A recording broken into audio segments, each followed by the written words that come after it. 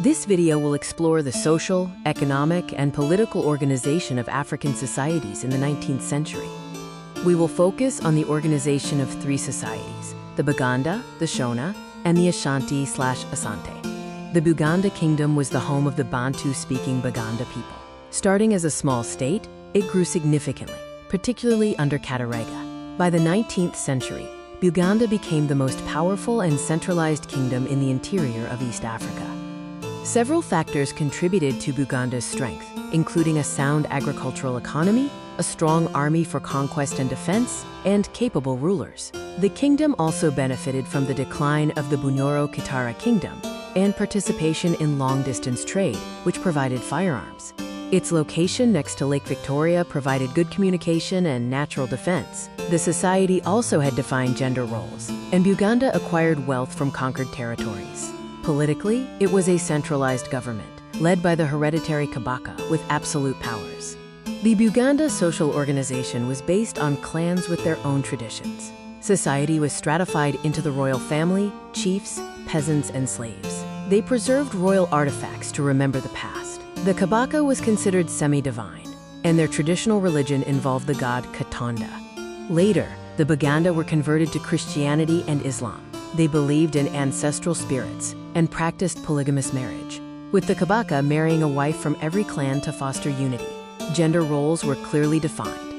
The political organization of Buganda was highly centralized, with the hereditary Kabaka as the head. The capital was Mengo, home to the royal palace, or Lubiri.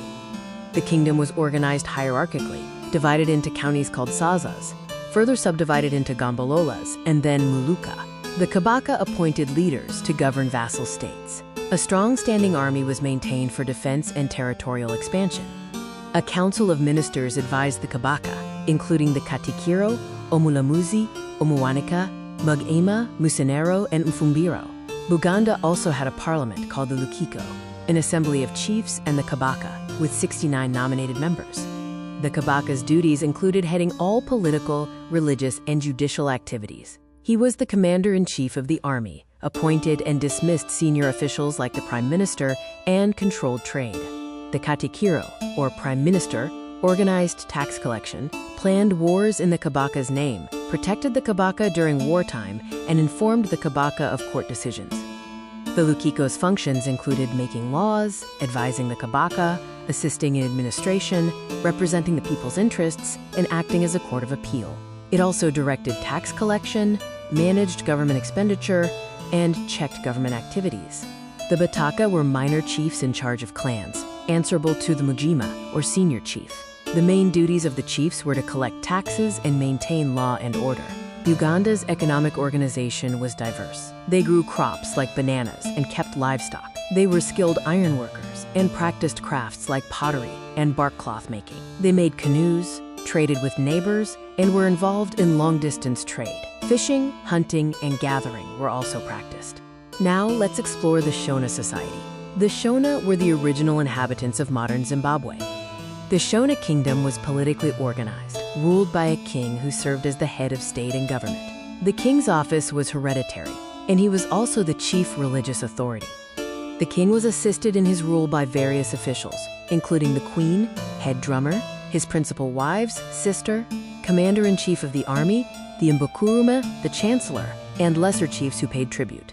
The king controlled trade, using the revenue to support the army and the empire. They maintained a standing army for defense and expansion. Vassal states paid tribute in the form of slaves, gold, ivory, and cattle. The royal fire was a symbol of national unity. In their social organization, the Shona were divided into clans named after animals, which they could not eat.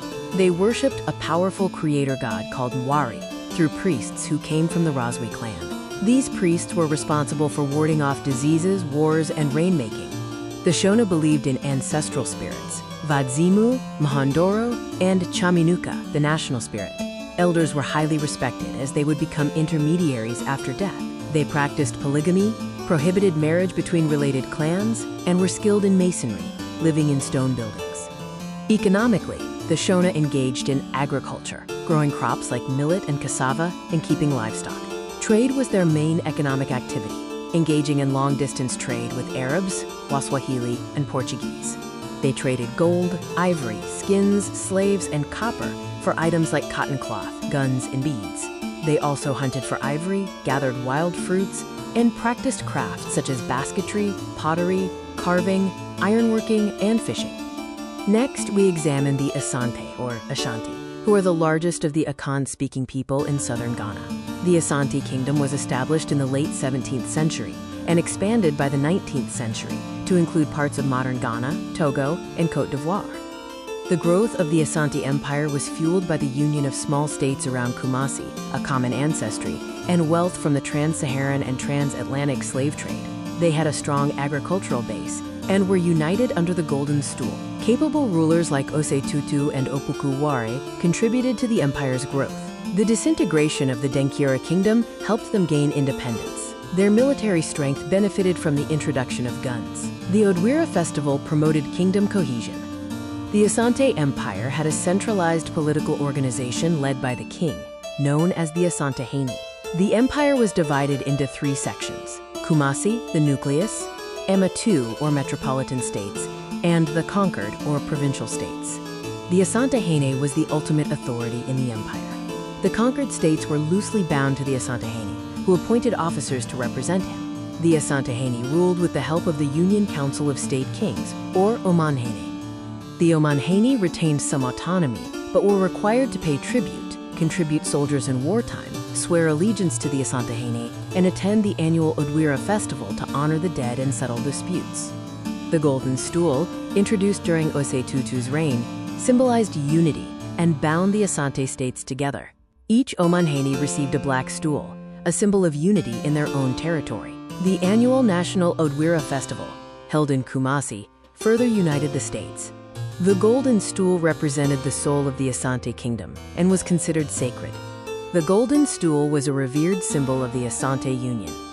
Regarding military organization, the empire had a strong standing army, divided into several wings: the Adanten, Kiedom, Nifa, Benkum, Akwanstafo, Gyaso, and the cavalry wing. Military service was mandatory for all able-bodied men. The judicial system was headed by the Asantehene in Kumasi, with Omanhene trying minor cases in their states. In terms of social organization, the Asante were Akan-speaking Twi clans who shared customs. They were unified by the Golden Stool and other black stools. They worshipped many gods and goddesses, believing in the supreme creator Nyame, and practiced ancestral worship. They also had a matrilineal system of inheritance. The society was stratified into the royal family, merchants and peasants, and slaves who provided labor. Traditional dances and cultural activities were important. The Asante were wealthy, and Kumasi was a well-planned city. Economically, the Asante were farmers, growing crops like coconuts, grains, fruits, and yams, and keeping livestock. They engaged in local trade, exchanging goods for items like guns and gunpowder. They were also middlemen in long-distance trade between North and South African traders. They traded gold, slaves, and ivory for cotton cloth, guns, and gunpowder. They also hunted, gathered coconuts, and practiced arts and crafts. Ironworking produced tools like hoes and arrows, and they mined gold. This concludes our examination of the social, economic, and political organization of the Buganda, Shona, and Asante societies in the 19th century. Thank you for watching this video.